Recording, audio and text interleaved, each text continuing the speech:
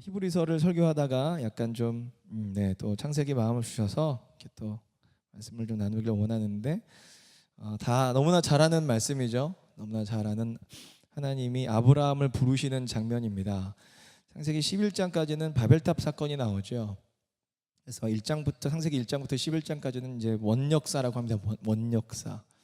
그래서 사실 창세기 1장부터 11장까지 이해하는 것도 굉장히 중요하고, 특별히 그렇게 온 민족이 바벨탑을 쌓고 교만하게 하나님 앞에 행할 때에 하나님이 한 사람을 택하시죠. 아브라함입니다. 아브라함과 그 아브라함의 가정을 택하시죠.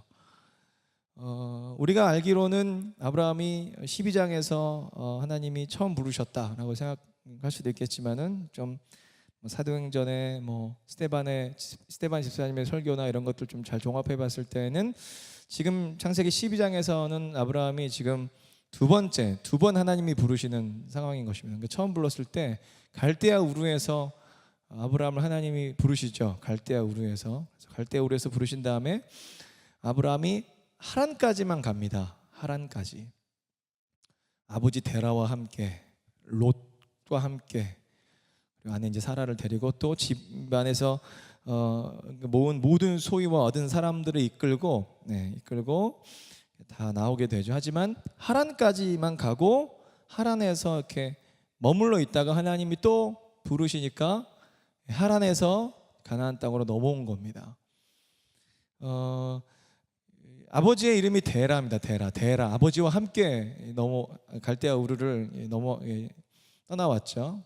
참 재밌는 게, 데라의 그 우리말 이름의 뜻이 뭐냐면은 지연시키다입니다. 지연시키다. 참 재밌죠. 아브라함의 부르심을, 하나님이 아브라함을 부르셨을 때에 데라가 함께 가는데, 데라가 함께 있으면서 가나안 땅으로 들어가는 이 어떤 흐름들이 지연되는 것입니다. 계속 아버지 데라가 있는 동안에는 영향을 받았다라는 거죠. 아버지에게 영향을 받았다라는 거예요. 그래서 미리 말씀드리지만 창세기 12장에서의 아브라함의 믿음, 물론 대단한 믿음입니다. 당시에 말씀드리겠지만은 자기가 속해 있는 그 공동체를 떠난다라는 것은 자살행위나 마찬가지거든요. 당시에는 이렇게 벌을, 그런 벌을 줬단 말이에요. 쫓아냈단 말이에요. 공동체에서 추방하는 겁니다. 추방하면 두 가지 정도죠. 거기 주변에 있는 다른 족속에게 포로가 되거나 죽임을 당하거나, 그러니까 종이 되거나 죽임을 당하거나, 이런 두 가지밖에 없거든요. 당시에는. 그렇기 때문에 아브라함이 하나님의 부르심을 입고 하나님만 믿고 이 발걸음 옮긴 이 믿음 자체는 굉장한 믿음일 수 있습니다. 하지만 미리 말씀드리지만 12장에서의 믿음과, 특별히 아브라함이 22장에서 이삭, 자기 독자 이삭을 바치라고 할 때 이삭을 바치지 않아요? 그때 믿음과는 확실히 차이가 있습니다. 믿음이 자라나는 거죠. 이제 아브라함 안에 있는 하나님의 아브라함께 준 이 믿음의 씨앗이 이제부터 이제 자라나기 시작하는 그 첫 시작을 좀 여러분들이 보시는 거라고 보시면 좋을 것 같습니다. 창세기 12장은 그렇습니다. 그래서 하나님이 아브라함을 이제 하란 땅에서 이제 아버지 데라가 딱 죽자 한 번 더 부르시는 것입니다. 부르셨을 때 아브라함이 반응을 하죠. 그래서 우리가 그래서 읽었던 이 12장 1절에서 3절처럼 이제 내가 너를 통해서 큰 민족을 이루고 이런 것들을 보여주시면서 아브라함을 부르십니다. 그리고 하란 땅에서 아브라함이 나오기 시작하죠. 12장 4절이죠. 띄워주세요. 12장 4절부터 좀 빠르게 한번 좀 내려가서 읽어보도록 하겠습니다. 이에 아브라함이 여호와의 말씀을 따라갔고, 누구도 함께 갔어요? 롯도 그와 함께 갔으며, 아브라함이 하란을 떠날 때에 75세였더라. 하나님이 아브라함만 부르셨습니다. 롯을 부르시지 않았어요. 아브라함만 나와야 되는 거예요. 롯도 함께 데려가는 겁니다. 그래서 5절, 아브라함이 그의 아내 사레와 조카 롯과 하란에서 모은 모든 소유와 얻은 사람들을 이끌고 가나안 땅으로 가려고 떠나서 마침내 가나안 땅에 들어갔더라. 그러니까 아브라함에게 있는 모든 소유, 롯에게 있는 모든 소유를 다 긁어 모아서 하란에서 가나안 땅으로 들어가는데 마침내 가나안 땅 들어갔다, 이런 표현이 있죠. 어떤 사람은 700km 정도 됐다, 어떤 사람은 1000km 정도를 여행했다, 뭐 이렇게 얘기하는 사람도 있고, 어떤 사람은 450km 정도 여행을 했다 이렇게 얘기하는데, 당시에 무슨 뭐 비행기가 있습니까? 무슨 뭐 자동차가 있습니까? 그런 거 전혀 없죠.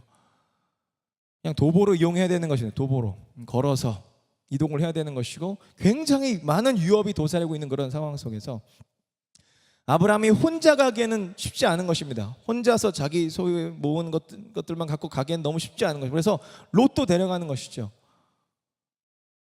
믿음이 온전히 하나님만 바라보고 갔다라고 말하기에는 조금 아쉬운, 하지만 자기 본토 친척 아비의 집을, 그러니까 하란을 떠나서 발걸음 옮길 것 자체는 믿음이 있다 할 수 있지만, 아직까지 어떤 수준은 일단 롯이 있어야 되는 정도의 수준인 거죠. 롯이랑 같이 나오고, 또한 롯과 또 아브람과 롯과 또 모든 소유를 가지고 나오는 것이죠. 왜냐하면 그렇게 덩치가 좀 있어야, 좀 어떤 규모가 좀 있어야 주변에 있는 사람들이, 주변에 있는 그 종족들이 넘보지 못하거든요. 어떤 숫자 싸움이기 때문에, 숫자 싸움. 특별히 가나안 땅에 정착에 있는 사람들은 정착민이야, 정착민. 그 자리에 자리를 잡고, 자, 경제, 뭐 어떤 그런 뭐 무력, 뭐 군사 이런 것들이 막 발전되어 있는 그 땅에 들어가서 아브라함이 이제 마침내 6절에 보시면 아브라함이 그 땅을 지나 세겜 땅 모래 상수리 나무에 이르니 그때에 가나안 사람이 그 땅에 거주하였더라. 단순히 사람이 살고 있구나 정도가 아니라, 가나안 사람이 거주하고 있다라는 것은 아브라함이 그 땅에서 살 수 있는 상황이 아니라는 거예요. 몰아내거나 또한 가나안 사람들과 싸워서 그들을 몰아내거나, 또한 가나안 사람들에게 정복당하거나, 둘 중에 하나거든요. 들어갔는데 사람이 사는 거예요. 아브라함이 뭐 하죠? 제단을 쌓습니다. 7절 8절인데요. 같이 한번 7절 8절 같이 읽어볼까요? 시작. 여호와께서 아브라함에게 나타나 이르시되 내가 이 땅을 내 자손에게 주리라 하신지라. 자기에게 나타나신 여호와께 그가 그곳에서 제단을 쌓고 거기서 베델 동쪽 산으로 옮겨 장막을 치니 서쪽은 베델이요 동쪽은 아이라. 그가 그곳에서 여호와께 제단을 쌓고 여호와 이름을 부르더니, 이렇게 나오죠. 예배를 드렸단 말이에요. 제단을 쌓고 예배를 드렸어요. 무슨 마음으로 예배를 드렸을까요? 뭐 이런 마음이지 않았을까요? 하나님, 저 가나안 땅에 지금 사람들이 있는데 쫓아내 주세요. 하나님, 이 땅 우리에게 주신다고 그랬잖아요. 그래서 가라고 해서 왔는데 지금 사람 있어요. 못 쫓아낸 거예요, 하나님. 근데 뭐 제가 이제 추측한 건데, 그렇게 뭐 그런 마음으로 부르짖었는지, 아니면은 이거 도대체 어떤 상황인가 하면서 그냥 가슴을 치면서 그냥 하나님만 바라보면서 부르짖었는지 모르겠지만, 하여튼 하나님 앞에 제단을 쌓고 여호와 이름을 부르짖었단 말이에요. 그럼 하나님이 가나안 사람들을 좀 몰아내 주시든지 뭐 상황을 좀 만들어 주셔야 되는데, 그렇게 흐름이 가지 않고, 자 9절 보시면은 함께 짧으니까 함께 읽어볼까요? 시작. 점점 남방으로 옮겨갔더라. 그러니까 엎친 데 덮쳐서 무슨 일까지 일어나게 되냐면 10절인데, 이제 점점 남방으로 옮겨간 이유가, 가나안 사람도 있고 동시에 그 가나안 땅에 기근이 찾아오는 거예요. 기근이 10절이거든요. 그 땅에 기근이 들었으므로 아브라함이 애굽에 거류하려고 그리로 내려갔으니 이는 그 땅에 기근이 심하였음이니라. 그러니까 가나안 사람이 있고 기근까지 오니까 그냥 점점 남방으로 내려가는 거예요. 저는 이 아브라함의 이런 흐름들을 보면서 되게 많이 공감이 됐어요. 아브라함도 사람이구나. 이게 뭐죠? 그러니까 가나안 땅 주시겠다고 해서 갔는데 가나안 땅에 사람이 산단 말이에요. 그리고 기근이 온단 말이에요. 믿음이 있어요. 아브라함도 믿음이 있지만 하나님께서 해결해 주시지 않으니까, 가나안 사람 해결해 주지 않고 기근 해결해 주지 않으니까 믿음이 있지만 아직 그 믿음이 그냥 내려갈 수밖에 없는 믿음인 거예요. 하지만 믿음 없다 얘기할 수는 없잖아요. 믿음 없다고 할 수는 없잖아요. 사실은 믿음이 있지만은 딱 거기까지인 거죠. 갔는데 이거 어쩔 수 없다. 하나님이 가나안 사람들 해결 안 해준다. 기근도 이거 어떻게 할 수 없다. 그럼에도 불구하고 거기서 버티면서 자리를 지켜야 되는 거 아니야? 얘기할 수도 있지만은 사람이잖아요. 그렇잖아요. 기근이 왔는데 어떻게 거기 계속 있어요? 또한 가난한 사람들도 있는데 거기에 어떻게 있냐고요. 그러니까 점점 남방으로 내려갈 수밖에 없는 모습이 마치 저와 여러분들 같은 생각이 좀 들었어요. 특별히 저 같은 경우에도 저도 믿음이 있겠죠, 그죠? 믿음이 있어요. 저도 믿음이 있단 말이에요. 하지만 뭐 원초적인 어떤 도전들이 있죠. 생존의 위협을 느끼는, 재정이 부족하다거나. 그럼 딱 어떤 생각이 막 떠오르는지 알아요? 하나님 한 돈 1,000원만 원만 줬으면 좋겠다, 뭐 이런 거 있잖아요. 이런 생각 해요, 안 해요? 예수 믿는 사람들 이런 생각 합니까, 안 합니까? 하죠. 안 하면 사람이 아니지. 누가 나한테 한번 돈 1억만 좀 딱 좋겠다. 1억만 주면 나 진짜 아껴 쓸 수 있는데 평생. 이자만 딱 해갖고 어떻게 할 수 있는데 어쩔 수 없더라고요. 어쩔 수 없는 거예요. 남방으로 점점 내려가는 거예요. 또한 하나님이 딱 보여주신 만큼, 딱 열어주시는 만큼 가는 거지, 그 이상 열어주시지 않으면 우리는 그냥 이렇게 밀려 내려갈 수밖에 없는, 쓸려 내려갈 수밖에 없는 존재라는 것이 깨달아지는 거 있죠. 아브라함도 그걸 깨달았을 거예요. 아브라함이 무슨 어마어마한 무슨 대부호도 아니고 무슨 군사력이 있어가지고 막 칼 들고 막 가나안 땅 입성한 것도 아니고 그냥 조카 롯과 함께 그냥 십시일반 사람들 모아가지고 왔단 말이에요. 왔는데 가나안 땅에 사람이 살고 기근이 찾아오기 시작하는 거예요. 내려갈 수밖에 없는 거예요. 내려갈 수밖에 없는 거예요. 이거 가지고 아브라함 믿음 없네 라고 쉽게 얘기할 수 없어요. 왜? 이 모습이 우리의 모습이기 때문에 그렇죠. 그런데 아브라함이 애굽에 내려가서 우리의 기대를 그냥 저버리죠. 무슨 말인지 아시겠어요? 아브라함이 어떻게 액션을 취하죠? 아주 남자의 입장에서 굉장히 부끄러운 모습을 보입니다. 그가 애굽에 가까이 이르렀을 때에 그의 아내 사레에게 말하되 내가 알기에 그대는 아리따운 여인이라 애굽 사람이 그대를 볼 때에 이르기를 이는 그의 아내라 하여 나는 죽이고 그대는 살리리니 13절 원하건대 그대는 나의 누이라 하라. 그러면 내가 그대로 말미암아 안전하고 내 목숨이 그대로 말미암아 보존되리라 하니라. 이게 무슨 말이에요? 사실 관계 자체는 누나가 맞아요. 그러니까 누이가 맞아요. 누나라고 하면 누이가 맞아요. 누이. 나이가 어린 누이인지 아니면 나이가 많은 누이인지 하여튼 당시에는 같은 족속끼리 결혼했기 때문에 팩트를 딱 들춰내는 거죠. 자기가 죽을 것 같으니까. 원래 당신과 나는 오누이 관계 아니냐. 그러니까 애굽에 내려가면 당신 때문에 내가 죽을 수 있다. 그러니까 당신이 그냥 내 누나라고 누이라고 그래라. 그리고 내 생명을 좀 내가 보존했으면 좋겠다. 그리고 당신은 그냥 이렇게 바로에게든 누구에든 가면 된다 이제. 그래서 우리 서로 잘 먹고 잘 살자. 이런 흐름인 거잖아요. 그러니까 이게 믿음도 부족하고 무슨 사랑도 부인을 향한 사랑도 없고 의리도 없는 이런 모습을 보여주는 거예요. 14절부터 좀 보시면 아브라함이 애굽에 이르렀을 때에 이제 예상했던 사건이 벌어지게 되죠. 애굽 사람들이 그 여인이 심히 아리따움을 보았고 바로의 고관들도 그를 보고 바로 앞에서 칭찬함으로 그 여인을 바로의 궁으로 이끌어 들인지라. 이에 바로가 그로 말미암아 하나님을 후대함으로 아브라함이 양과 소와 노비와 암수 나귀와 낙타를 얻었더라.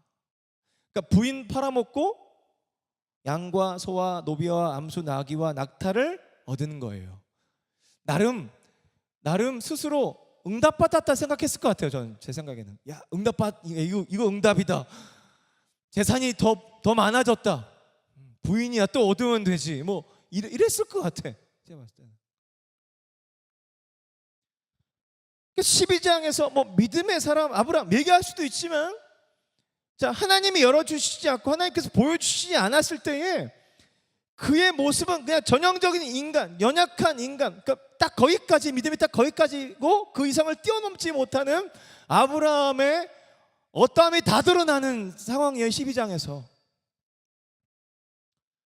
그럼 미리 말씀드리지만 아브라함의 믿음이 점점 자라나요. 자라나서 22장에서 아들을 하나님께 바치는 데까지 가는 거지, 12장에서는 믿음이 딱 거기까지인 거고, 그 이상을 가지 못하는 것은 하나님께서 길을 여시지 않기 때문이에요. 사실은 바꿔 말해서 하나님께서 길을 열어주시지 않으면 우리는 그냥 이 정도인 거예요. 이 정도인 거예요. 이것을 뛰어넘는 거는 쉽지 않아요. 쉽지 않아요. 생존의 위험 앞에서, 또한 내 마음의 그릇을 뛰어넘는 어떤 충격이 나에게 왔을 때 그것을 이겨낼 사람이 과연 몇 명이나 되겠어요? 내 마음의 그릇은 이만한데 엄청난 어떤 충격들이, 막 미움이 내게 막 다가와요. 미움이 막 그냥 다가와. 분노가 내 안에 막 다가와. 내 마음의 그릇은 이런데, 그래서 그 분노를 그래서 잘 담아서 내가 이거를 잘 요리하고 잘 다룰 수 있으면 괜찮은데, 이것이 이렇게 뛰어넘어 버리면, 그것을 뛰어넘는 어떤 그런 분노와 어떤 연약함과 그런 것들이 부어지게 되면, 주님께서 그 그릇을 키워주시지 않는 이상, 주님께서 나의 마음을 만져주시지 않는 이상 분노가 나오고 원망이 나오고, 소위 말해서 이런 아브라함 같은 이런 찌질한 이런 모습들이 나오게 되어 있어요. 실수 연발하고. 근데 우리는 어떤지 아세요? 이런 모습들이 막 드러나면 되게 당황한단 말이에요. 내가 이러면 안 되는데, 내가 하나님 믿는 사람인데, 내가 주님 따라가는 사람, 내가 이러면 안 되는데 라고 하면서 끝까지 괜찮은 척 한단 말이에요. 안 괜찮은데 괜찮은 척 한다고.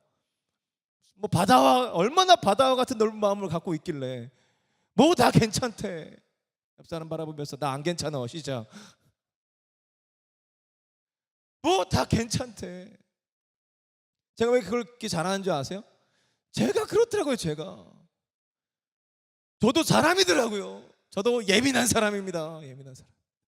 목소리만 크지 예민해요. 굉장히 예민하고 섬세하고. 아까 제가 곡 쓴 거 들어보셨죠? 내 마음을 담은 노래를 만들어, 이런 감성적인 소유자입니다. 제가 그렇더라고요. 제 그릇에 감당하지 못할 어려움들이 다가오면 못하겠어. 진짜 이제는 더 못 참겠어. 나도 하루 이틀이지. 기다리는 것도 하루 이틀이지. 인내하는 것도 하루 이틀이지. 주님 뭐 하십니까? 이런 얘기가 나오면서 어떻게 보면 지극히 하나님이 유한하게 창조해 놓으신 그 창조의 그 유한함을 지극히 드러내는 이 정상적인 상태, 저는 이게 정상이라고 봐요. 이게 정상이라고 봐요. 우리가 무슨 하나님입니까? 우리가 무슨 얼마나 대단한 사람이라고, 하나님처럼 마치 나의 어떤 그 마음의 깊이가 무슨 측량할 수 없는 그런 깊이가 있는 것처럼 이렇게 행동합니까? 아니잖아요, 사실은. 우리도 아브라함처럼 점점 남방으로 옮겨가. 심지어 자기 생존 앞에서 이런 일들이 우리에게 벌어졌을 때 누구도 몰라요. 내가 살아야 되니까 다른 사람을, 물론 자기 생명을 줄 수도 있겠죠. 하지만 그것도 하나님이 마음을 주셔야, 믿음을 주셔야, 담대함을 주셔야 그것도 가능한 거죠. 누가 믿음이 있다 할 수 있겠습니까?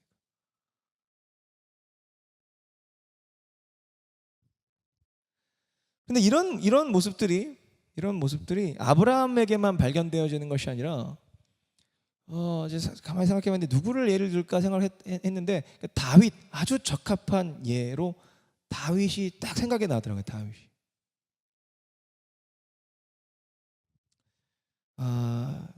시편 51편입니다. 시편 51편인데요. 제가 자주 인용했던 구절 중에 하나인데, 시편.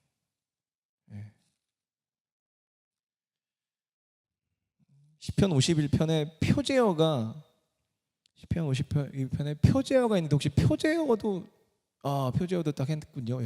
표제어가 중요합니다. 시편 51편 1절 표제어인데요. 같이 한번 읽어봅시다. 시작.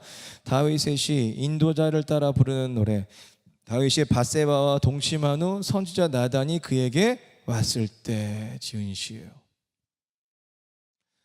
그러니까 이 시는 뭐 아시겠죠? 이거 뭐 표절을 읽으신 대로 밧세바와 동침한 후에 선지자 나단이 그에게 왔을 때, 그러니까 다윗의 죄가 만천하에 딱 나단 선지자를 통해서 딱 드러났을 때, 이 시를 썼어요.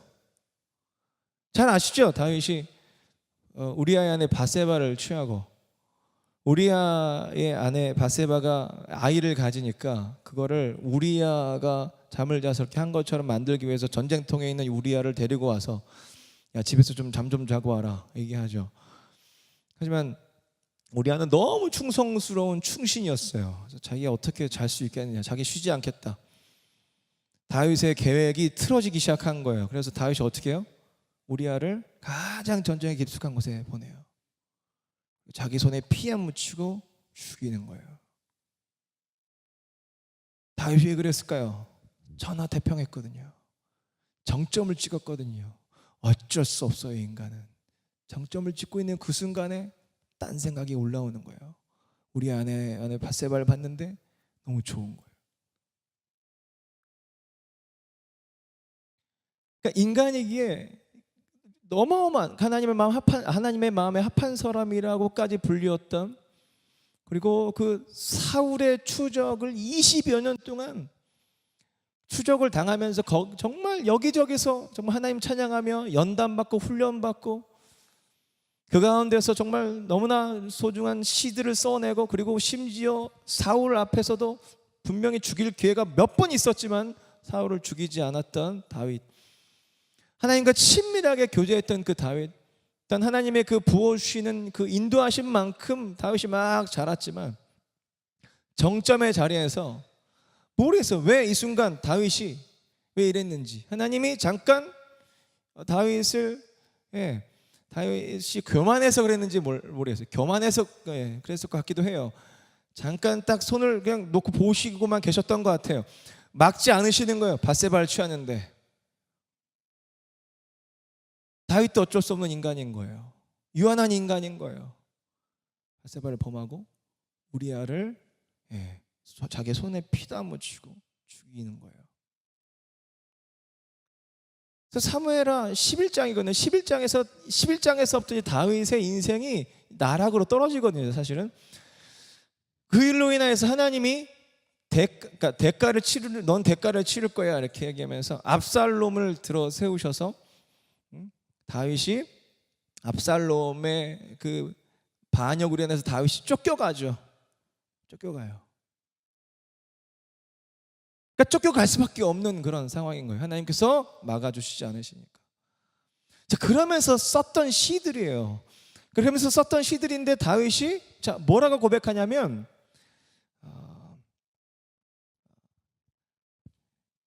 1절부터 보시면 하나님이여 주의 인자를 따라 내게 은혜를 베푸시며 주의 많은 긍휼을 따라 내 죄악을 지워주소서. 나의 죄악을 맑게 씻으시며 나의 죄를 깨끗이 제하소서. 물은 나는 내 죄가를 나오니 내 죄가 항상 내 앞에 있나이다.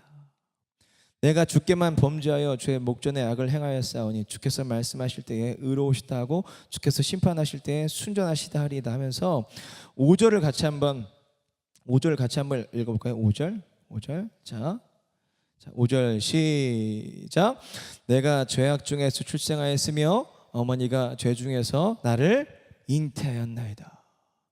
자기의 본질적인 실체를 하나님 앞에 다 고백하기 시작하는 거예요. 이때야 비로소 높은 자리에서 무소불위의 권력을 휘두르는 다윗에게 있어서 넘지 못하는 죄가 있다라는 게 발견되어지는 거죠. 자기도 컨트롤하지 못하는 감정, 해결하지 못하는 감정, 하나님의 율법이 있지만 그 율법을 지킬 수 없도록 만들어주는 내 안에 올라오는 욕망, 이거를 밧세바를 통해서, 그리고 이 밧세바 사건을 통해서 나단 선지자가 딱 지적을 했을 때 하나님께서 그때 눈을 열어주시는 거죠. 이게 죄였구나. 이게 진짜 안타까운 거 아닙니까? 우리에게 있어서 죄였구나. 그전에는요 죄가 이게 죄인지 몰랐대라는 거예요. 이게 죄인지 몰랐대라는 거예요. 그러니까 다윗도 그랬어요. 다윗도 그랬다. 그러면서 다윗이 그냥 하나님 앞에서 자기 자신을 딱 내려놓습니다.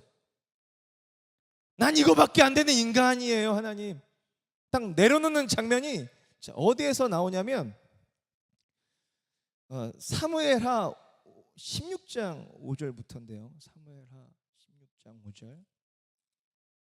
이게 하나님 앞에서의 어떤 그런 고백은 아니지만 다윗이 이 압살롬의 이 반역에 이제 도망가면서 그러니까 그 사울의 몰락한 왕조인 사울의 집안의 친족 중에 시므이라는 사람이에요. 시므이라는 사람이 아무것도 정말 너무나 아무것도 아닌 존재거든요. 근데 이 시므이라는 사람이 도망가는 다윗을 보고 막 욕지거리하는 장면이에요. 여기가 보세요. 16장 5절부터 다윗 왕이 바후림의 이름에 거기서 사울의 친족 한 사람이 나오니 게라의 아들이요 이름은 시므이라. 그가 나오면서 계속하여 저주하고 또 다윗과 다윗 왕의 모든 신하들을 향하여 돌을 던지니 그때에 모든 백성과 용사들은 다 왕의 좌우에 있었더라. 시므이가 저주하는 가운데 이와 같이 말하니라. 피를 흘린 자여 사악한 자여 가거라. 사울의 족속의 모든 피를 여호와께서 내게로 돌리셨도다. 그를 이어서 내가 왕이 되었으나 여호와께서 나라를 내 아들 압살롬의 손에 넘기셨도다. 보라, 너는 피를 흘린 자이므로 화를 자초해야 하느니라 하는지라. 사실 사울 때문이 아니라 우리 아내 바세바를 취했기 때문에 하나님께서 벌을 주시는 거거든요. 벌을. 근데 이 부분에 있어서 그냥 한 주먹거리도 안 되는 시므이가 막 그냥 돌을 던지면서 막 다윗을 저주하는데, 자 9절에서 수르야의 아들 아비새가 왕께 여짜오되 이 죽은 개가 어찌 내 주 왕을 저주하리이까. 청하건대 내가 건너가서 그의 머리를 베게 하소서 하니. 다윗이 뭐라고 하는지 알아요? 여기서부터 왕이 이르되 수르야의 아들들아 내가 너희와 무슨 상관이 있느냐. 그가 저주하는 것은 여호와께서 그에게 다윗을 저주하라 하심이니 내가 어찌 그리하였느냐 할 자가 누구겠느냐 하고, 또 다윗이 아비새와 모든 신하들에게 이르되 내 몸에서 난 아들도 내 생명을 헤아려 하거든. 하물며 이 베냐민 사람이랴 여호와께서 그에게 명령하신 것이니 그가 저주하게 버려두라. 혹시 여호와께서 나의 원통함을 감찰하시리니 오늘 그 저주 때문에 여호와께서 선으로 내게 갚아주시리라 하고, 다윗과 그의 추종자들이 길을 갈 때에 시므이는 산비탈로 따라가면서 저주하고 그를 향하여 돌을 던진 먼지를 날리더라. 왕과 그에 함께 있는 백성들이 다 피곤하여 한 곳에 이르러 거기서 쉬니라. 다윗이 뭐라고 그랬다고요? 아비새와 모든 신하들에게 이르되 내 몸에서 난 아들도 내 생명을 헤아려 하거든. 하물며 이 베냐민 사람이라 여호와께서 그에게 명령하신 것이니 그가 저주하게 버려두라. 그러니까 가난한 마음, 상한 마음에 아주 정점에 있는 거죠, 지금 다윗이. 하나님 앞에서 자기의 존재를 정확하게 인식하고 있는 순간이에요. 이 순간. 나는 죽어 마땅한 존재구나. 나는 죄인이구나. 그럼 우리의 삶이 하나님이 드러내 주시지만 않았지 드러내시면 얼굴 들고 살 수 있는 사람이 별로 없습니다. 누구도 다 그렇습니다. 우리는 아닌 것처럼 행동하죠. 아닌 거죠. 의인인 것처럼 행동하죠. 아니요. 그리스도의 보혈을 우리를 덮고 있기에 우리는 지금 안전하게 살고 있는 것입니다. 할렐루야. 그래서 드러내시지 않기 때문에 하나님께서 편을 들어주시기 때문에 우리가 지금 이렇게 살고 있는 것입니다. 그렇게 바닥에서 자, 이 특별히 16장, 이 사무엘하 16장, 이 압살롬을 피해서 시므이의 저주를 받으면서 다윗이 그 바닥에서 하나님 앞에서 다 그냥 하나님 저는 이런 존재군요. 저는 정말 뭐 쓰레기군요. 시므이가 저한테 저주하는 것은 당연한 겁니다라고 고백했을 때 썼던 시편이 있어요. 시편 3편이요. 시편 3편인데 놀라워요.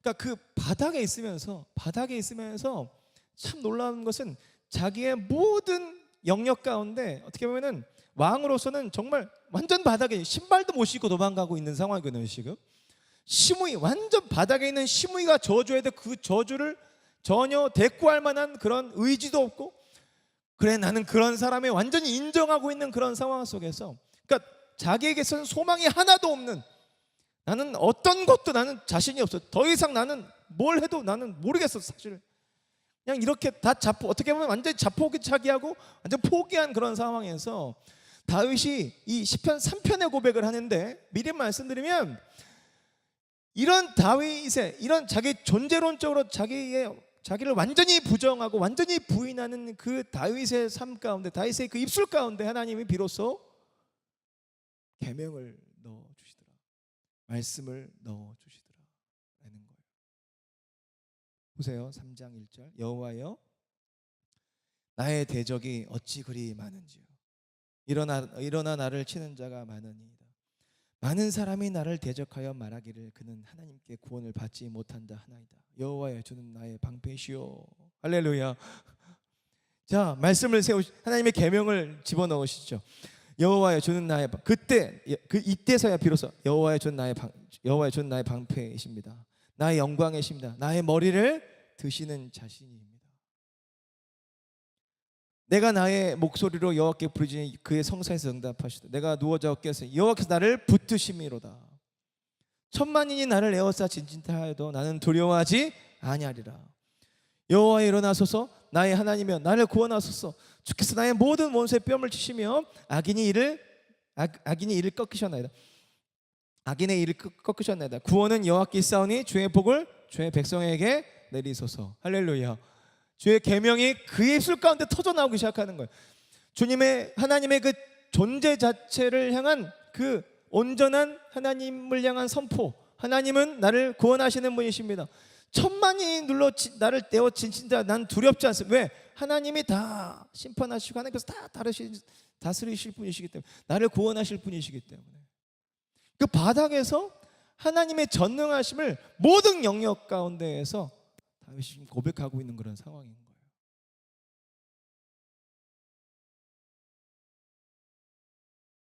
다시 우리 창세기 12장으로 좀 가보도록 하겠습니다.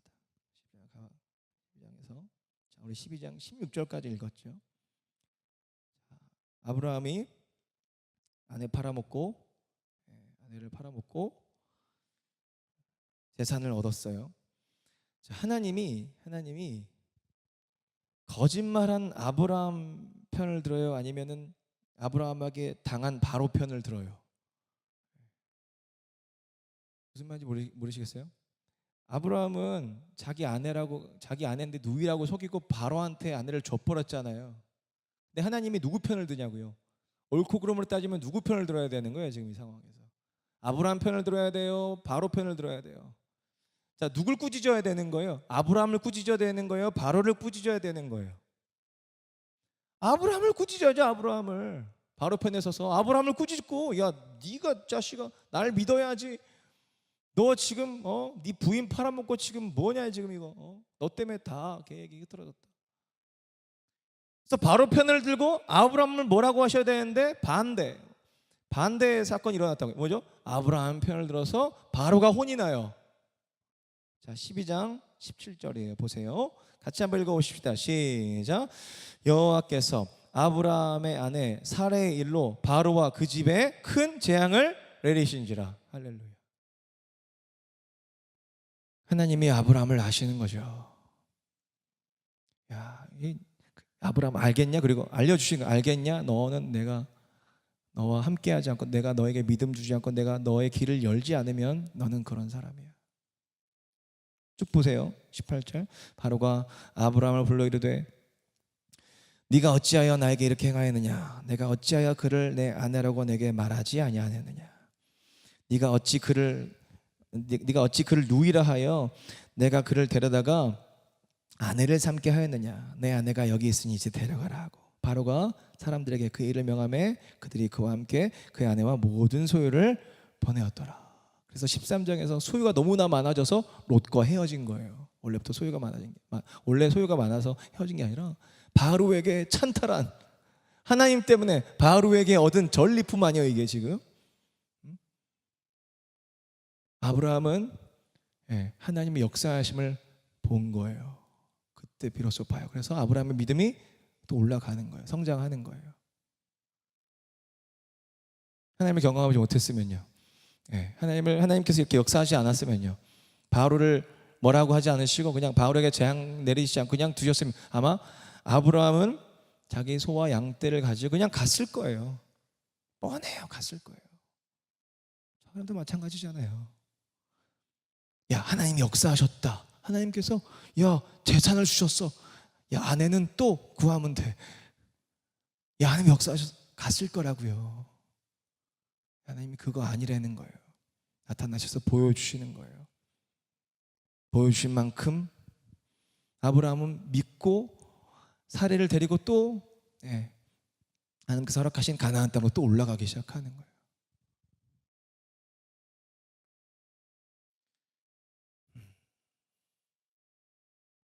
그리고 그래서 아브라함의 믿음을 이제 어디까지 키워주시죠? 자, 우리 히브리서 11장만 보고 우리 좀 정리를 한번 해보도록 하겠습니다. 히브리서 11장입니다.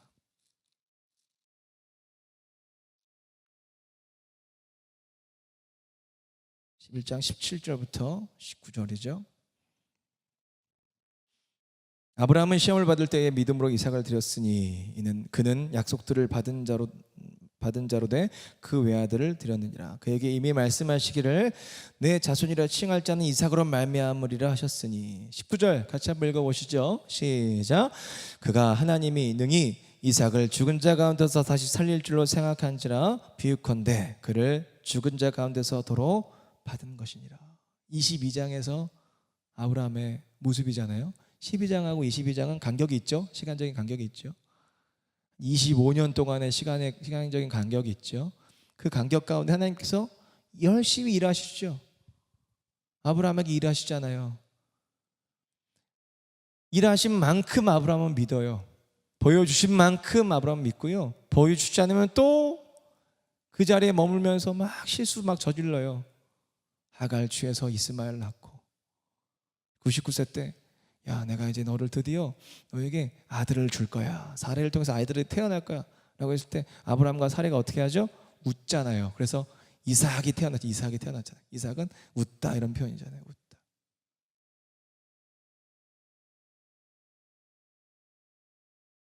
아브라함만 그렇습니까? 다 그렇죠. 다 모든 성경의 인물들이 다 그래요. 보여주신 만큼 믿고. 그래서 아브라함의 믿음이 어디까지 올라가요? 죽은 자가 살아날 것이다.